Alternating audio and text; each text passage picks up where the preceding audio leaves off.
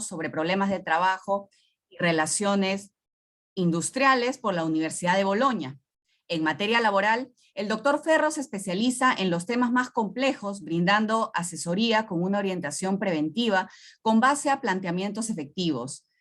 Participa activamente en el diseño de medidas de planeamiento estratégico, sistemas de compensaciones al personal, incluido stock options, régimen de contratación de expatriados y visas, negociación colectiva, desvinculaciones, ceses colectivos, así como auditorías laborales. Su trayectoria profesional ha sido destacada por la prestigiosa publicación internacional Chambers & Partners, destacándolo como abogado líder en el área de derecho laboral y previsional. En el ámbito académico, el doctor Ferro es profesor principal de la PUC del curso Derecho Laboral. Ha sido profesor visitante en la Universidad de Estocolmo y es autor de diversos artículos publicados en revistas y publicaciones especializadas sobre derecho del trabajo. El doctor Ferro trabajó de consultor y consejero en importantes entidades públicas, participando en la comisión consultiva encargada de la reforma de la legislación del trabajo en el Perú y en el comité de expertos designado por la Comisión de Trabajo del Congreso de la República para la elaboración del anteproyecto de la Ley General del Trabajo. Finalmente, ha sido elegido técnico gubernamental en la Conferencia 83 de la OIT en Ginebra, ha sido presidente de la Sociedad Peruana del Derecho del Trabajo y de la Seguridad Social y presidente del Instituto Latinoamericano en Derecho del Trabajo y Seguridad Social. Ha sido condecorado con la Orden del Trabajo por su aporte al derecho laboral peruano. Y sin más, les dejo al doctor Víctor Ferro para que dé inicio al webinar. Muchas gracias.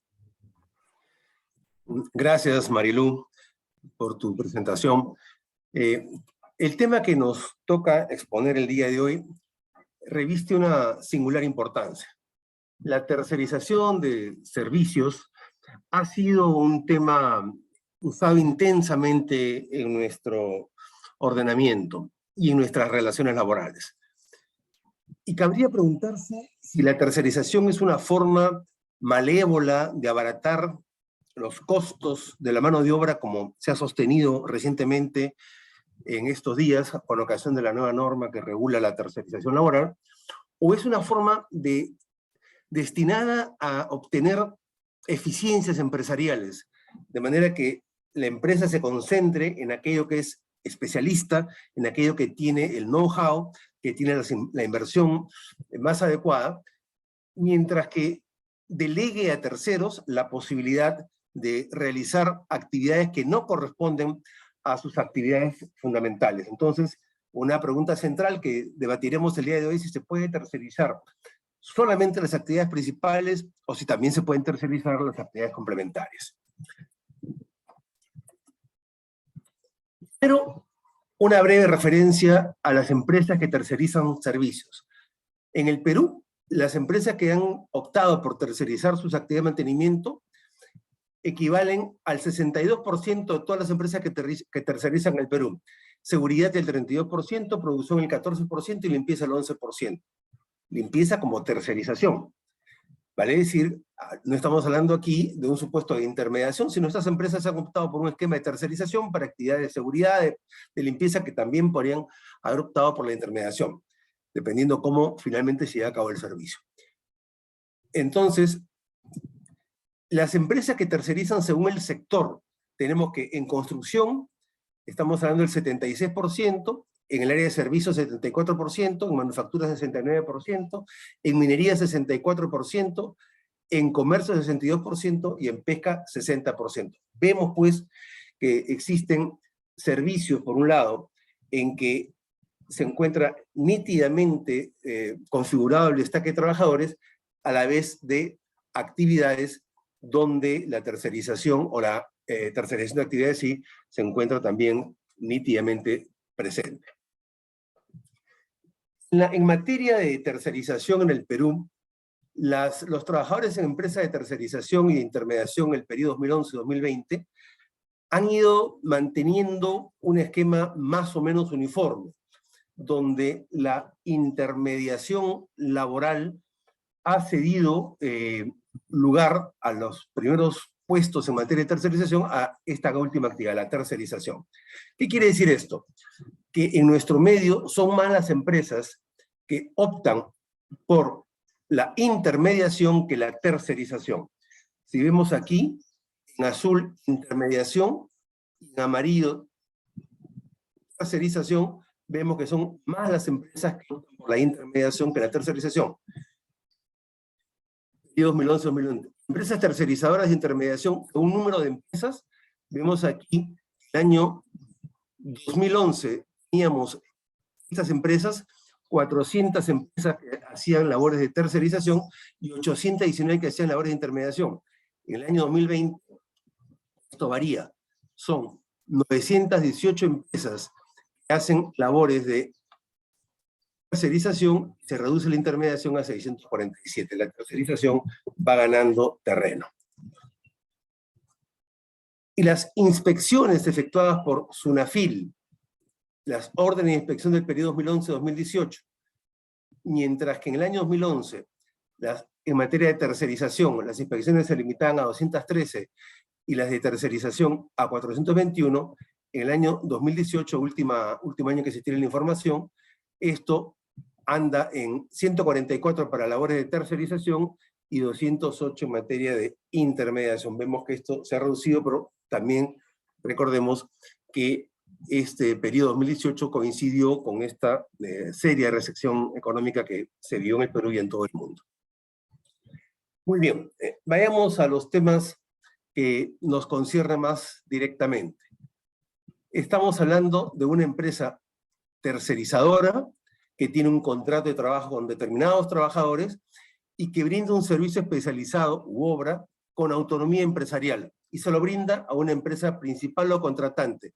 Y la definición prevista en la Ley 2945 estaba señalada en términos de que esta contratación de empresas estaba destinada a que desarrollen actividades especializadas u obras, siempre que aquellas asuman los servicios prestados por su cuenta y riesgo, cuenten con sus propios recursos financieros, técnicos o materiales, y sean responsables por los resultados de sus actividades, y siempre que sus trabajadores se encuentren bajo su exclusiva subordinación.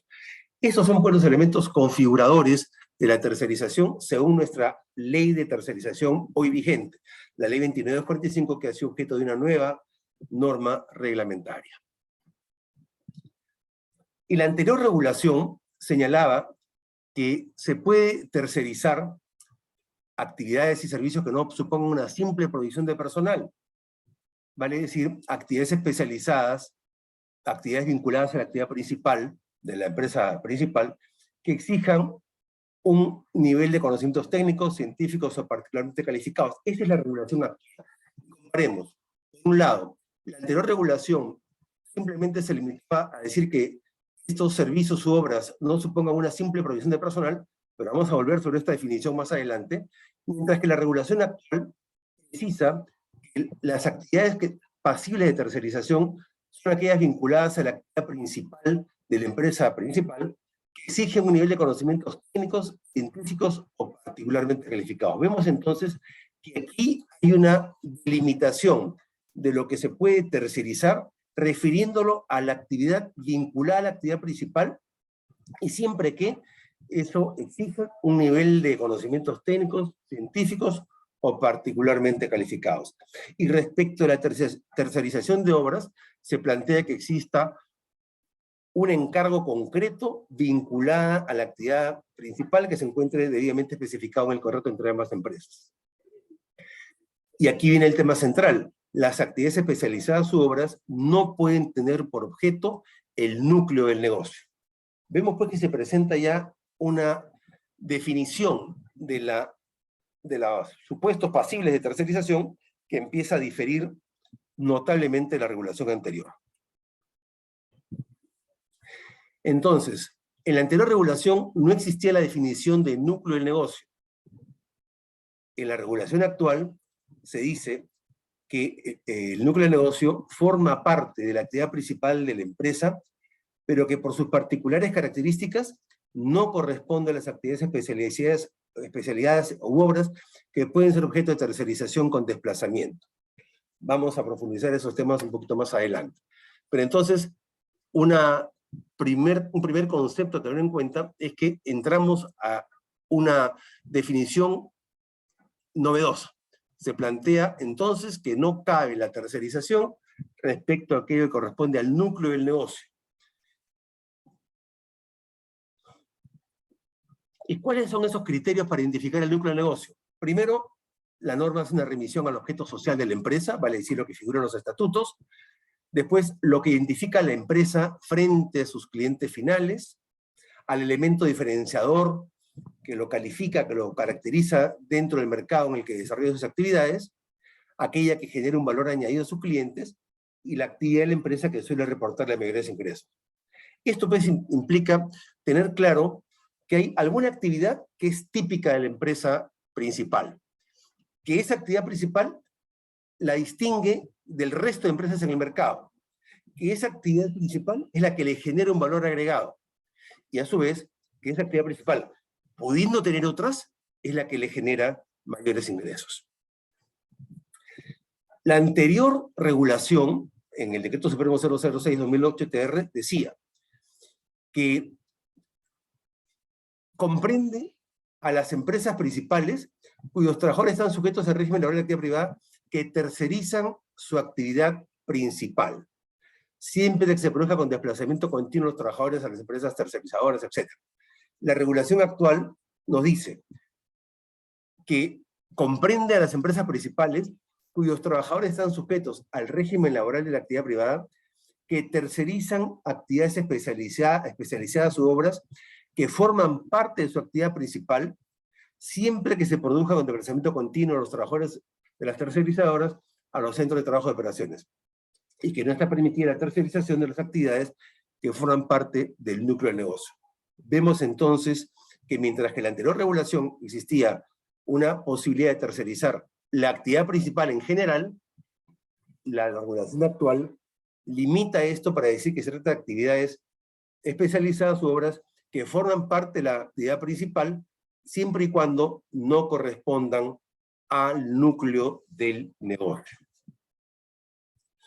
En cuanto al desplazamiento continuo, no ha habido mayor cambio, esta regulación se mantiene, hay tercerización tipificada por nuestras normas laborales cuando se produce un desplazamiento de por lo menos 1/3 de los días laborables del plazo pactado en el contrato de tercerización, o cuando exceda 420 horas o 52 días de trabajo efectivo, consecutivos o no, dentro del semestre. ¿Y a dónde se produce la tercerización? Al centro de trabajo donde está ubicada la empresa principal, o al centro de operaciones donde la empresa opera. Vale decir, en el supuesto anterior, soy una empresa que está, por ejemplo, haciendo instalaciones en la calle, una empresa que establece, que efectúa instalaciones eléctricas o telefónicas. El centro de trabajo es el lugar donde me desempeño en beneficio de la empresa principal, en este caso, la propia vía pública. ¿Qué está fuera del ámbito de aplicación? La provisión de bienes y servicios o los mecanismos de vinculación empresarial sin desplazamiento continuo de personal. Vale decir, si no hay tercerización que implique desplazamiento continuo de trabajadores, estamos fuera del ámbito de la norma. ¿Y cuáles son las actividades no admitidas para la tercerización de servicios? Como ya se dijo, lo que corresponda al núcleo del negocio y a las actividades que no se ajusten a la nueva definición de actividades especializadas u obras. Hemos dicho que esas actividades especializadas u obras son aquellas que tienen un fin concreto, son aquellas que están vinculadas a un encargo particular. No estamos hablando de cualquier encargo, son aquellos que requieren un nivel de conocimientos técnicos, científicos o particularmente calificados. Y aquí viene un tema particularmente polémico. ¿Y se puede tercerizar las actividades complementarias? ¿Subsiste la validez sobre encargo integral de actividades complementarias que dice el reglamento hasta hoy vigente en esa parte?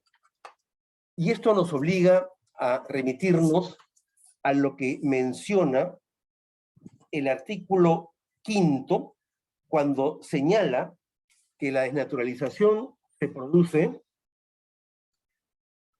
cuando se trata, una tercerización válida, primero exige que las tareas sean contratadas por cuenta y riesgo de la empresa tercerizadora, ser responsable de los resultados de sus actividades, contar con sus propios recursos financieros, técnicos o materiales, y tener bajo su exclusiva subordinación a los trabajadores. Hasta aquí no tenemos un cambio respecto a lo que ya estaba regulado. Pero Existe la pregunta, ¿qué sucedió con las actividades complementarias? Veamos. Si nos remitimos al artículo 5º de la norma reciente, nos dice que se produce la desnaturalización cuando el desplazamiento de trabajadores no tenga por objeto desarrollar actividades principales, conforme a la definición establecida en esta norma. Entonces, si esta definición se lee tal cual, no se puede tercerizar actividades complementarias, lo cual nos lleva a situaciones extremas. El mantenimiento, el concesionario, nada se puede tercerizar si no corresponde al núcleo de negocio. Pero si vemos el texto ordenado de la norma, tal como él ha quedado modificada por el Decreto Supremo 001/2022 TR, vale decir, si nos vamos al SPIG y vamos a revisar el texto completo de la norma, incluidas las modificaciones, veremos que se mantiene una definición de lo que corresponde a la simple provisión de personal. Y vamos a leerla textualmente. Simple provisión de personal es la cesión de trabajadores, la cual es considerada como ilícita, con excepción del destaque de trabajadores que se encuentra regulado por la ley 27626 y su reglamento, vale decir, la ley de intermediación laboral. No constituye una simple provisión de personal el desplazamiento de los trabajadores de la empresa tercerizadora que se realiza en cumplimiento de los requisitos establecidos en la ley. La tercerización sin desplazamiento continuo.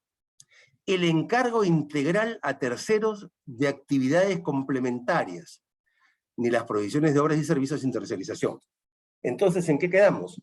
Por un lado, el artículo 5º, inciso A, nos dice que se produce la desnaturalización cuando el desplazamiento de trabajadores tenga por objeto desarrollar, no tenga por objeto desarrollar actividades principales, contrario sensu, léase, o no tenga por objeto la tercerización de actividades complementarias, pero por otro lado, en la definición que venía en la norma anterior y que se mantiene vigente hasta el día de hoy, se nos dice que no constituye una simple provisión de personal el encargo integral a terceros de actividades complementarias. Pareciera ser que los autores de esta norma no leyeron íntegramente la norma como estaba quedando redactada ya con el texto final. Y entonces esta definición ha subsistido, y esta definición viene de la norma anterior, del 006. Cuando el 006/2008 TR, cuando nos decía que la simple provisión de personal no constituye una simple, mejor dicho, que no constituye una simple provisión de personal el encargo integral a terceros de actividades complementarias. Pareciera ser entonces que hay una contradicción en la norma, porque por un lado, pareciera afirmar tajantemente que solamente se puede tercerizar actividades principales cuando no constituyen el núcleo del negocio, y también cuando se trata de la actividad principal que exige un nivel de conocimientos, actividades vinculadas a la actividad principal, pero que exige un nivel de conocimientos técnicos, científicos o particularmente calificados. Hay pues aquí una suerte de situación anómala. Creería yo de que aquí Sunafil va a tener que seguramente adoptar una actuación, va a tener una actuación que va a privilegiar la contratación directa en todos los supuestos en que le sea factible, apuntando a descartar la la tercerización de actividades complementarias. No obstante, que la definición vigente nos dice que no constituye una simple provisión de personal el encargo integral a terceras de actividades complementarias. Esta es la definición vigente en el artículo 1º, tal cual ha quedado ya establecido luego de la modificación surgida del Decreto Supremo 001/2022-TR. Muy bien. Entonces, ¿qué requisitos hay que observar para que la empresa tercerizadora cumpla con los requisitos que determinan su validez? Estos son los requisitos de forma concurrente que ya los conversamos: tareas contratadas por su cuenta y riesgo, responsable de sus actividades, sus propios recursos financieros, técnicos o materiales, y tener bajo su exclusiva subordinación a los trabajadores. Y elementos característicos, vale decir, los no esenciales, estamos hablando de que la empresa tercerizadora debe tener pluralidad de clientes, una forma de retribución de la empresa tercerizadora que no se efectúe en función del número de trabajadores, sino por la valorización del servicio integral que está brindando, que cuente con equipamiento propio, excepcionalmente de terceros, y a su vez otros indicios, como una separación físico-funcional, una organización de soporte, un aporte de activos intangibles. Son estos elementos característicos de la tercerización. Y esto es lo que decía hace un momento, ¿no? La simple provisión de personal o de mano de obra, evidentemente, es un supuesto de desnaturalización de la tercerización.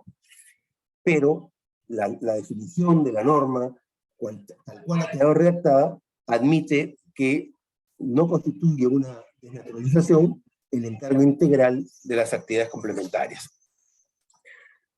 Evidentemente también se producirá la desnaturalización cuando los trabajadores de la contratista se encuentran sujetos a la subordinación de la empresa principal y cuando la continuación de la prestación de los servicios culminó luego que se haya cancelado el registro en un plazo de 30 días. Vale decir, a la empresa tercerizadora se le ha cancelado el registro y no ha logrado su adecuación en un plazo de 30 días de producida la cancelación. Entonces, en la desnaturalización, ¿cuándo podemos nosotros tipificarla según la norma actual? Cuando no tenga por objeto desarrollar las actividades principales conforme a los nuevos criterios. Y los nuevos criterios, estamos hablando de que la tercerización de lo que corresponde a la actividad principal de la empresa, primero tiene que estar vinculada a la actividad principal.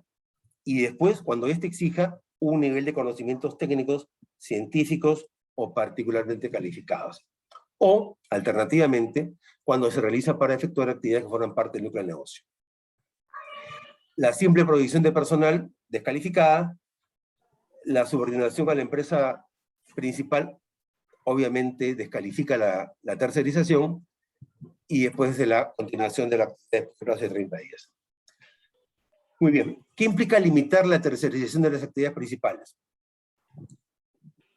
Este supuesto de naturalización estaría implicando, tal cual surge de la lectura del artículo 5º numeral A, de que solo se puede tercerizar actividades principales más no complementarias.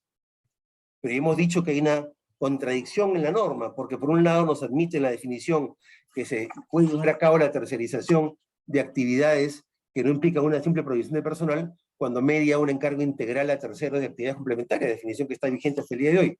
Pero en la norma, aparentemente se busca descalificar la tercerización de actividades principales, complementarias, cuando se menciona que se produce la desnaturalización cuando el desplazamiento de trabajadores de parte de la empresa tercerizadora no tenga por objeto desarrollar actividades principales.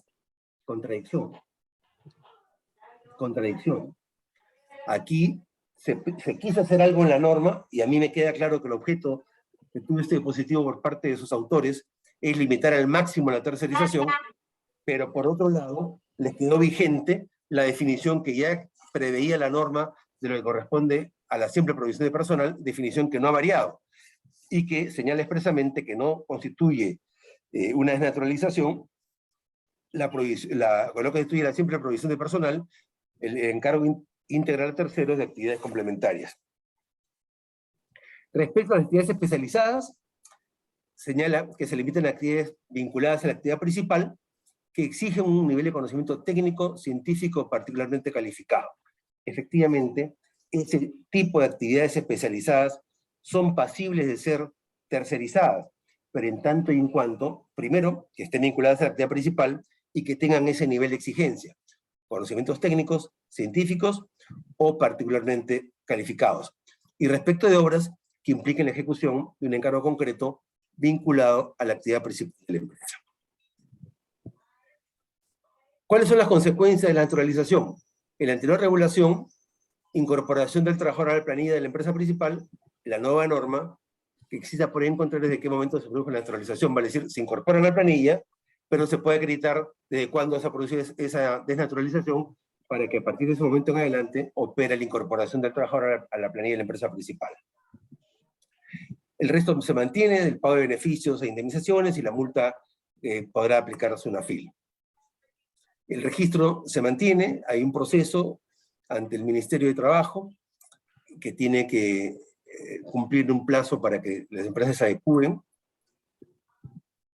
El registro de la regulación actual establece que además de la cancelación, se imputa a la empresa principal la existencia de relaciones laborales de los trabajadores tercerizados con la determinación del momento del cual se considera a la empresa, se refiere a la empresa principal, como empleador de los trabajadores desplazados. Vale decir, esta precisión no existe en la norma, que ahora se define desde cuándo se determinará que esos trabajadores son dependientes, que pertenecen a la empresa principal. La responsabilidad solidaria se mantiene, está vigente durante el desplazamiento y hasta un año posterior a la culminación de la tercerización, y la empresa principal podrá solicitar el reembolso a la empresa tercerizadora si la empresa principal, ha asumido el pago de los beneficios laborales. Esa responsabilidad solidaria opera respecto a las obligaciones de origen legal, por ejemplo, CTS, gratificaciones, vacaciones, utilidades, indemnizaciones previstas, aquí hay una que quedó más, previstas en la ley. Aquí algo quedó un poquito.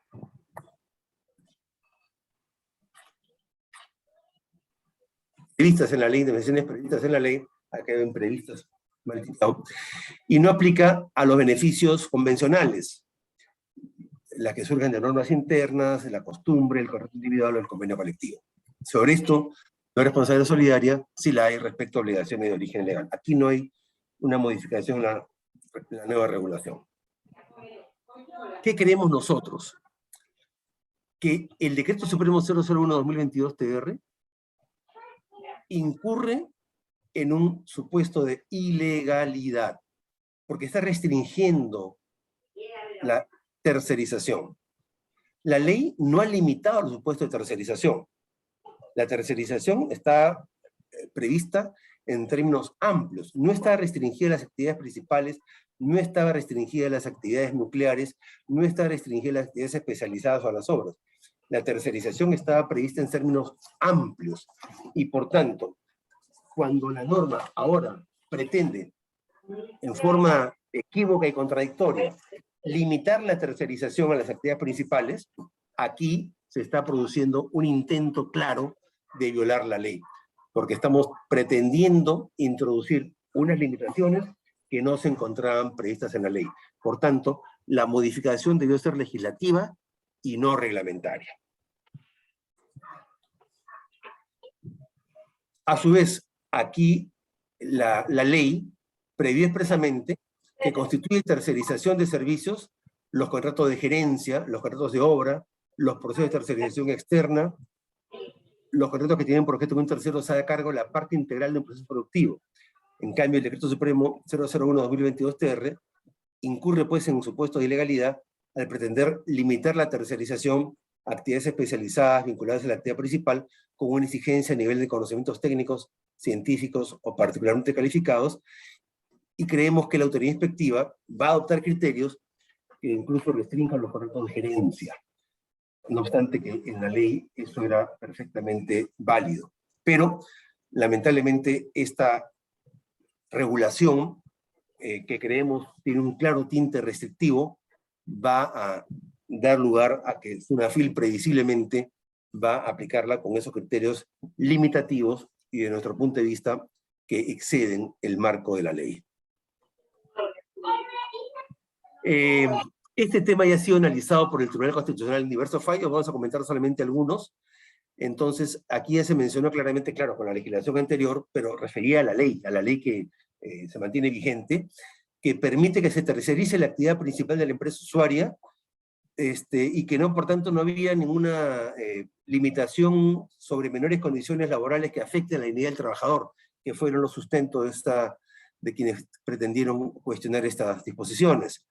Y entonces, esta modalidad permite que se pueda tercerizar una etapa del proceso productivo, siempre y cuando que la empresa tercerizadora asuma por su cuenta y riesgo, ¿no?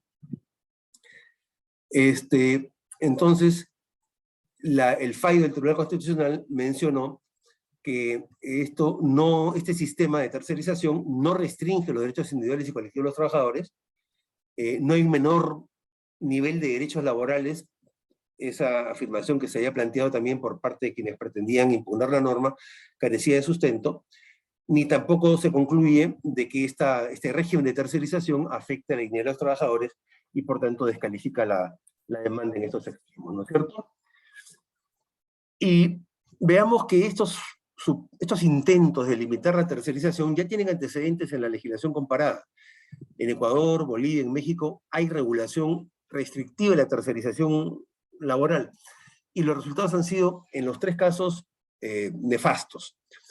En el ejemplo de Ecuador, un estudio de la Universidad Andina Simón Bolívar indica que antes de la promulgación del mandato número 8, existían cerca de 1 millón de trabajadores bajo esta modalidad de contratación, pero solo el 20% fueron contratados directamente luego de dicha medida. Vale decir, se restringió la tercerización, se apuntó a que esos trabajadores pasen a la empresa principal y la experiencia demostró que solamente un 20% de esos trabajadores tercerizados fueron incorporados a la unidad principal. Resultado, se generó desempleo. En Bolivia, se analizó el caso del sector minero boliviano.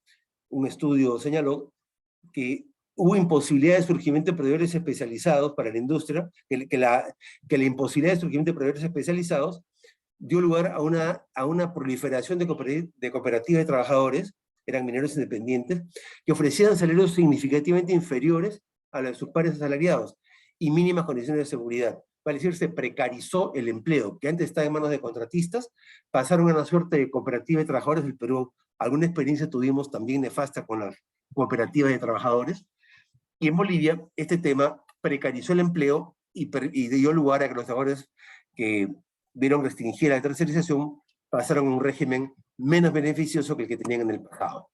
En México, conforme al Instituto Mexicano de Seguro Social, de los 5 millones de trabajadores contratados por terceros ante la reforma, 2.7 millones fueron incorporados a las planillas de las empresas principales y el resto no, con lo cual se perdieron millones de empleos fruto de una norma que supuestamente apunta a proteger y lo que hace es crear barreras que finalmente apuntan a la restricción al empleo adecuadamente remunerado. Bien, estos son los temas centrales que quería comentarles. Sé que estamos con el tiempo apretado, pero si hay algunas preguntas que quisieran plantear, encantado de poder absolverlas. Adelante, por favor. Esto quiero comentarlo respecto del régimen minero. Si es que tenemos participantes del sector minero, lo comentaré, pero si no los hay, lo dejo de lado y lo limito si es que tenemos aquí integrantes del auditorio que sean miembros del sector minero. Adelante, por favor, si tienes alguna pregunta, Marilu. Sí, sí, doctor. Sugerimos, por favor, si pudieran hacer las preguntas a través del chat, para que sea, digamos, de manera más ordenada. Por favor, muchas gracias.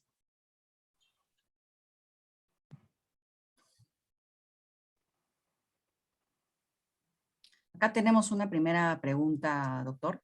Mencionó que el decreto supremo era ilegal.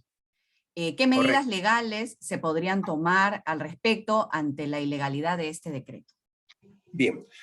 Bueno, la primera intención en nuestro ordenamiento constitucional está previsto el control difuso. Vale decir, un juez debe optar por la norma mayor jerarquía y inaplicar al caso concreto la norma de menor jerarquía. El control difuso entonces obligaría al juez a optar por la ley e inaplicar el reglamento en todo aquello que excedió la ley.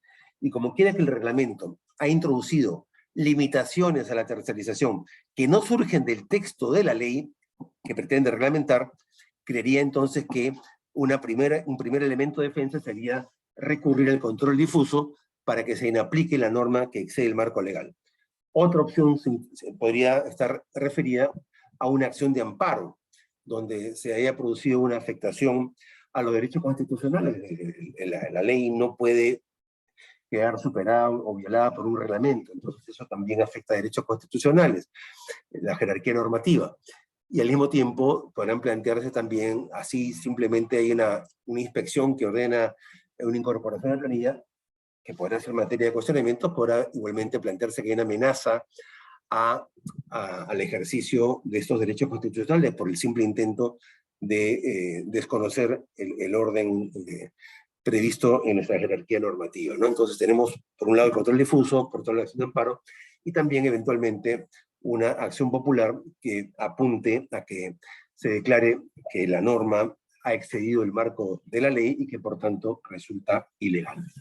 Esas serían las alternativas que tenemos por ahora, sin perjuicio que guardamos la esperanza de que el gobierno rectifique los errores en los cuales ha incurrido y podamos asistir a una norma que dé marcha atrás en los excesos que se han incurrido respecto a esta disposición. ¿Alguna otra pregunta, Marilu? Sí, sí, doctor, acá hay otra pregunta. ¿Cuáles serían los próximos pasos concretos que las empresas contratantes deberíamos realizar? ¿Se tendría que revisar la totalidad de los contratos de tercerización? ¿Y cuál es el plazo de tolerancia, ¿no? de adaptación Bien. para ello? Bien, en la ley hay un plazo de 180 días para la adecuación a esto, pero sí, efectivamente, urge revisar estos contratos de tercerización, porque como digo, todo indica que los autores de la norma, esta norma surge del Ministerio de Trabajo, el Ministerio de Trabajo y SUNAFIL, si bien son autoridades independientes, lo cierto es que todos tenemos claro que va a haber un direccionamiento muy claro que surge desde estas autoridades, y que la intención de este dispositivo ha sido limitar al máximo la tercerización. Entonces, yo diría de que tenemos que, es aconsejable revisar los contratos de tercerización, ver si efectivamente la tercerización de actividades complementarias está presente y evaluar las contingencias, si se trata de una tercerización de actividades complementarias. No obstante que, como ya mencioné, en la definición que ha quedado respecto de simple provisión de personal, se mantiene la definición de que la tercerización que implica el encargo integral de terceros de actividades complementarias no ha sido eliminada, pero evidentemente hay una contradicción en la propia norma con lo que ha surgido en el artículo 5A de la nueva norma, cuando se señala de que corresponde a una desnaturalización cuando hay el desplazamiento para realizar actividades que son distintas a las principales. Entonces, nos está diciendo que no se puede tercerizar lo complementario, y la definición sí lo admite. Entonces, evidentemente, es previsible que en vista de que se ha querido limitar al máximo la tercerización, digo, es previsible que SUNAFIL apunte a cuestionar la tercerización de actividades complementarias. Las empresas tienen que determinar si asumen esta contingencia o si rectifican sus labores de tercerización y las limitan estrictamente a los supuestos que están previstos en la ley. Vale decir, tercerizar únicamente actividades principales o actividades especializadas vinculadas a la actividad principal, pero limitadas a aquellas que requieren conocimientos técnicos, científicos o particularmente calificados. Entonces, tenemos clientes que están diciendo, bueno, todo lo que tenga la posibilidad de ser cuestionado, no quiero tener una resolución que me obligue a incorporar a trabajadores a la planilla principal, pasaré a intermediación laboral de actividades especializadas, todo lo que tenga un nivel de contingencia, y mantendré únicamente como tercerización lo que corresponda a las actividades que están vinculadas a la actividad principal, pero que exigen un nivel de conocimientos técnicos, científicos u otros particularmente calificados, ¿no? Un nivel de conocimientos técnicos, dice la norma, científicos o particularmente calificados.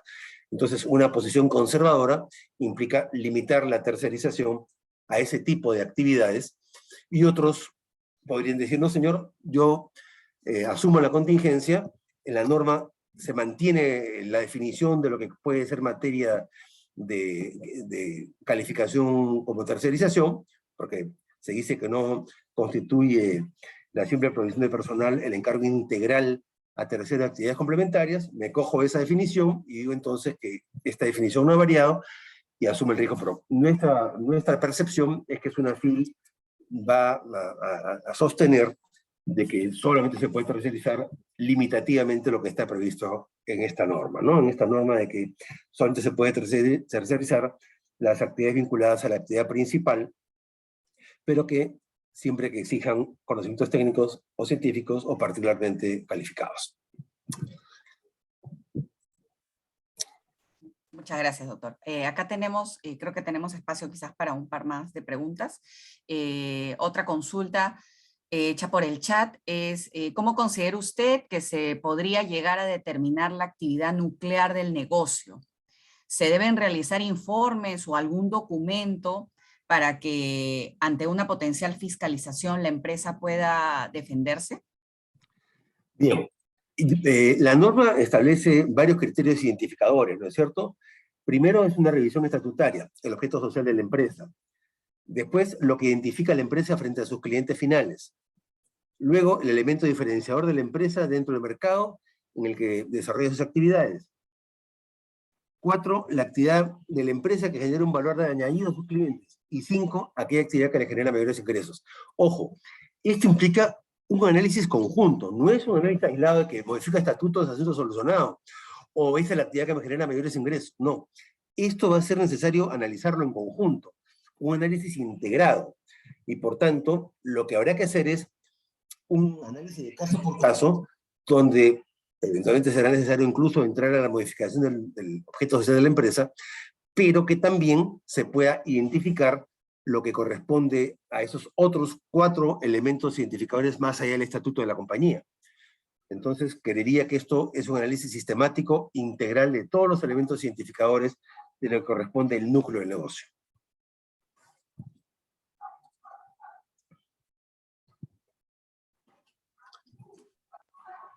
Perfecto, doctor. Tenemos entonces espacio quizás para un par más de preguntas. Si es que la actividad entonces se determina como una actividad complementaria, ¿se va a poder intermediar? Sí, en la medida que califique como una actividad complementaria o califica como una actividad especializada.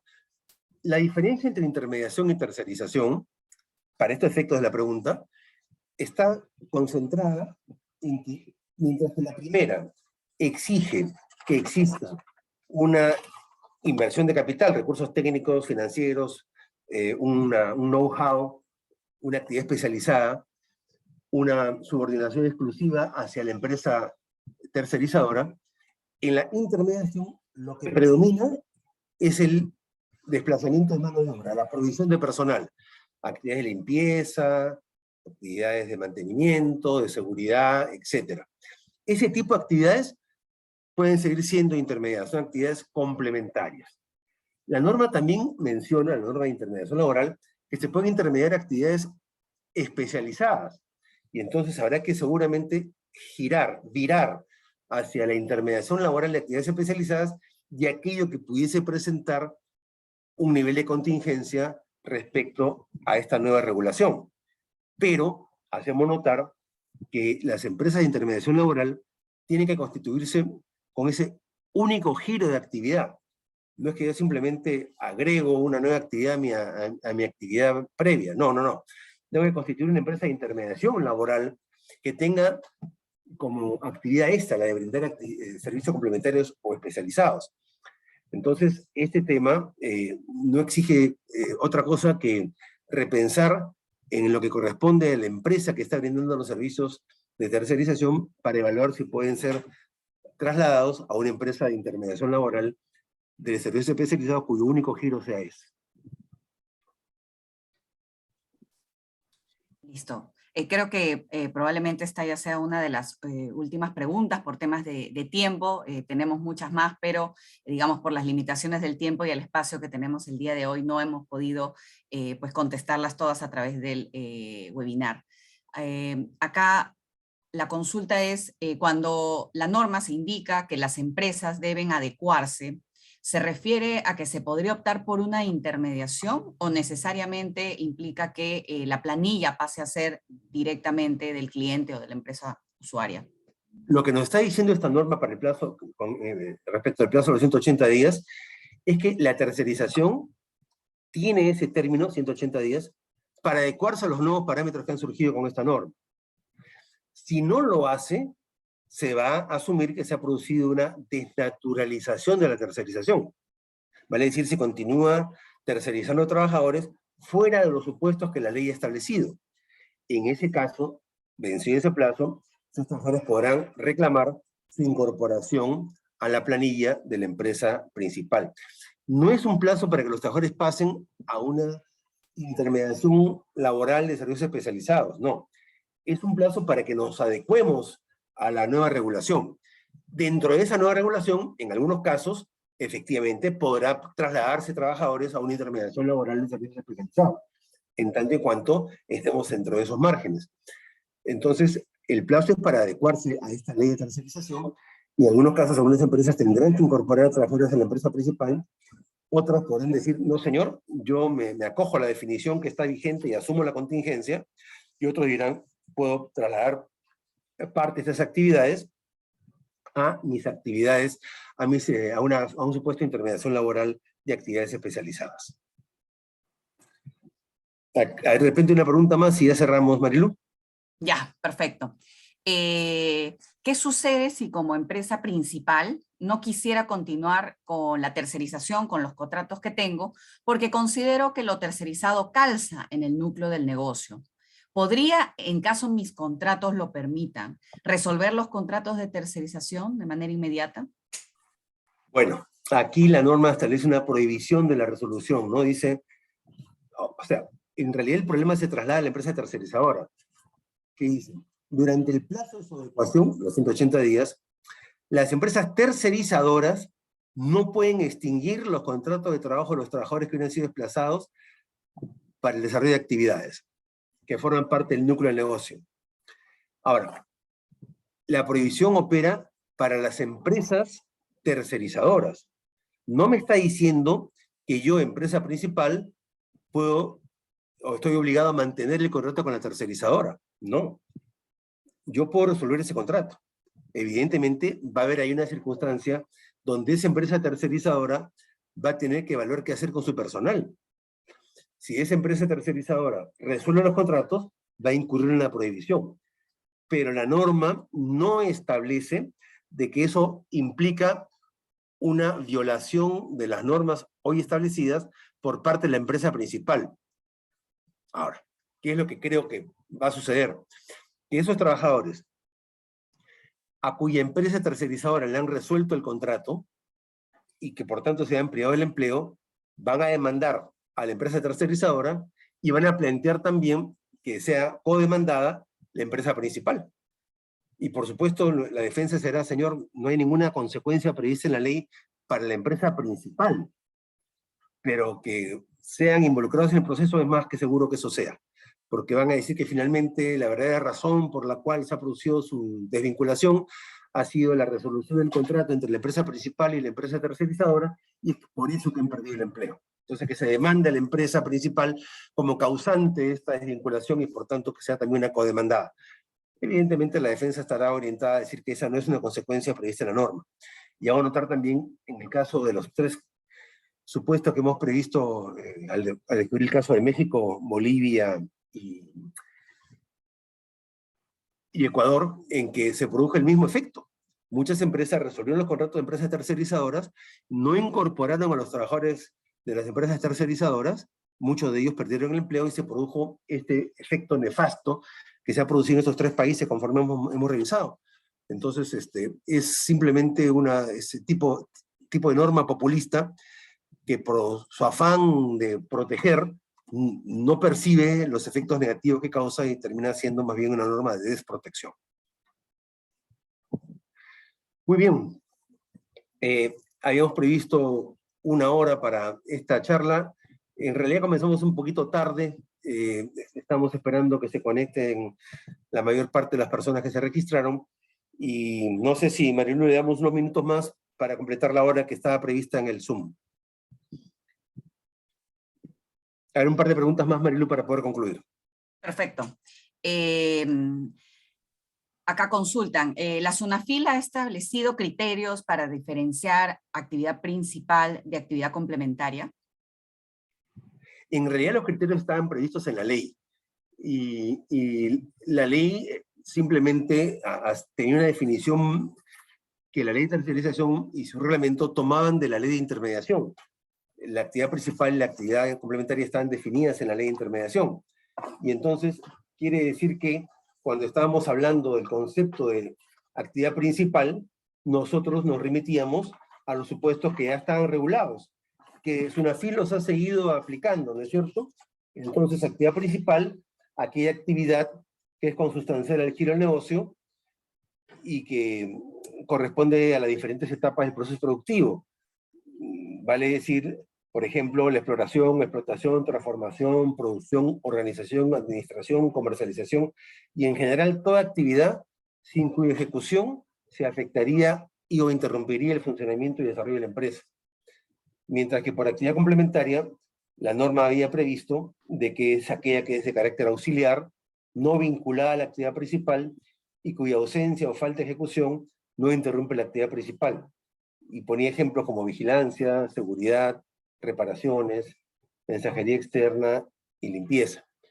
Entonces, estas definiciones tienen pues ahora esta regulación que está prevista en la ley que hemos la nueva regulación que hemos comentado, y enfrenta este espíritu restrictivo que surge de este dispositivo, que creemos incurrido incluso en contradicciones internas, pero que previsiblemente SUNAFIL las va a tratar de aplicar con la mayor rigidez de la cual puede ser capaz. A ver, una última pregunta, Marilú. Sí. Ante la contradicción entre lo que indica la ley sobre las actividades complementarias, ¿qué medidas deben tomar las empresas para cubrirse de contingencias? Sí, la contradicción que he hecho notar está en el reglamento, no en la ley. En la ley la contradicción surge de que la ley no establece ninguna limitación a la tercerización, y el reglamento sí. Entonces, ahí hay una contradicción, una ilegalidad en buena cuenta entre el reglamento y la ley. Y entre eso cabe la acción de amparo, el control difuso, la acción popular, etcétera, como ya comentamos. La contradicción en la cual vamos a notar está en el propio reglamento.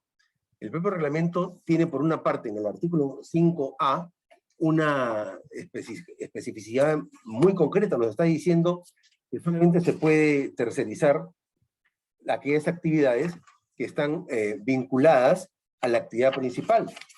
Entonces, la ISA, ¿no? Cuando el desplazamiento, hay una desnaturalización, cuando el desplazamiento de trabajadores por parte de la empresa tercerizadora no tenga por objeto desarrollar actividades principales conforme a las definiciones del artículo primero. No tenga por objeto desarrollar actividades principales.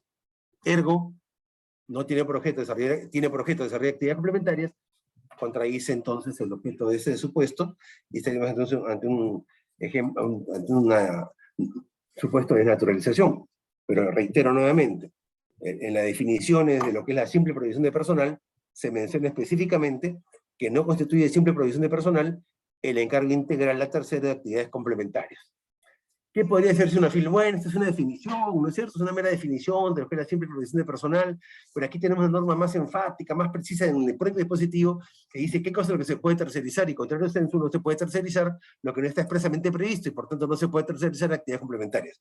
Esa es la idea que tenemos nosotros de que va a hacer la actuación de SUNAFIL, una interpretación restrictiva, contra la cual hay elementos de defensa, pero que previsiblemente van a estar generando estos procedimientos, y a su vez inquietud, malestar en las empresas, porque muchos trabajadores pensarán que ahora sí les corresponde reclamar su derecho a estar incorporados a la primera actividad principal. O sea, esta norma va a generar un nivel de inquietud y conflictividad fruto de esta regulación que crea expectativas que difícilmente podrán ser satisfechas.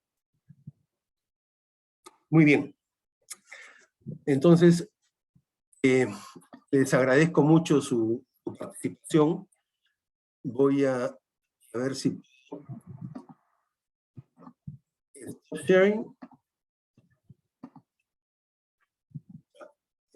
Okay.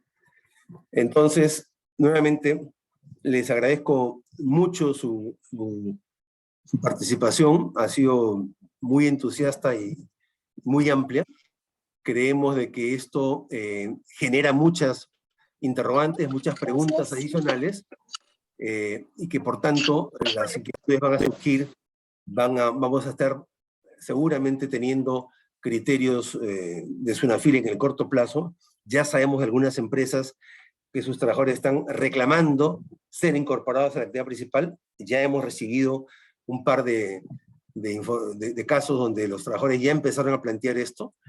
Los sindicatos están moviéndose porque evidentemente les interesa tener entre sus afiliados a esos trabajadores que hoy están tercerizados, y no obstante que aún no venció el plazo de los 180 días, ya se genera pues un nivel de inquietud que tendremos que manejar, hilar fino, para apuntar a un manejo coherente que no va a estar exento de riesgos, que va a implicar una situación de cierto riesgo, de cierta contingencia, pero que en definitiva creemos que las empresas tienen el legítimo derecho a cuestionar los excesos en incurso de esta disposición, que implica pues márgenes de ilegalidad que infringen el marco al cual se pretende regular, y que finalmente las empresas no deberían quedarse de brazos cruzados ante este tema, sino primero tomar una actitud proactiva, reexaminar su contrato de tercerización, evaluar las contingencias en las cuales están,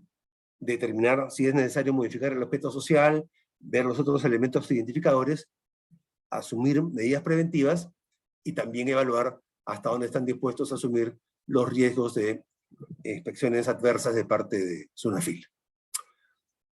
Muy bien, les agradezco muchísimo su atención y quedamos a disposición para cualquier interrogante que nos puedan cursar.